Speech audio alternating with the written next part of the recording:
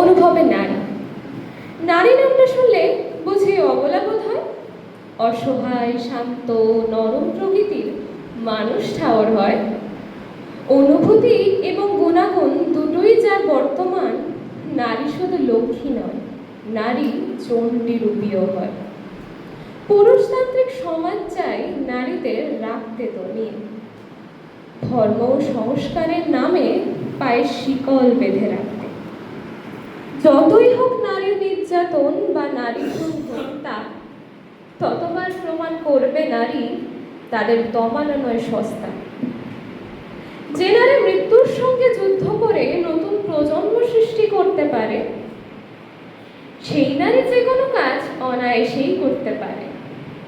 নারী যেমন সংসার ও কর্মক্ষেত্র উভয় ক্ষেত্রেই দক্ষ, তেমনি নারী দুই কুলেরই লাজ রাখতে সক্ষম।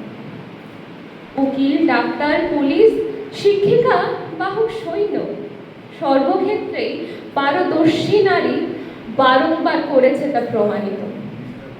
যে নারী রক্তগঙ্গা বইয়েও হাসি মুখে সব কাজ করতে পারে, সেই নারীর যোগ্যতার ওপর প্রশ্ন ওঠে কি করে?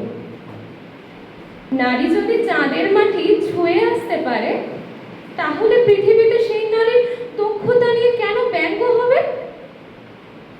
সবাই যখন প্রশ্ন তোলে নারীর বুদ্ধি নিয়ে, তখন প্রায়শই লোকে বলে, ওহে, ওদের বুদ্ধি তো হাঁটুর নিচে।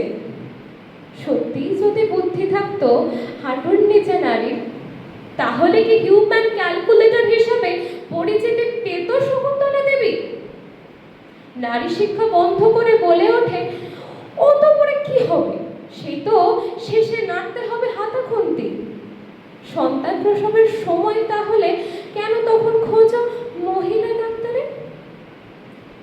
যদি প্রমাণ দিতে লাগে, শেষ হবে না সৃষ্টি, ধ্বংস, ধরিত্রী এবং সবশেষে ভারতবর্ষ আমাদের মা, অর্থাৎ সেও নারী।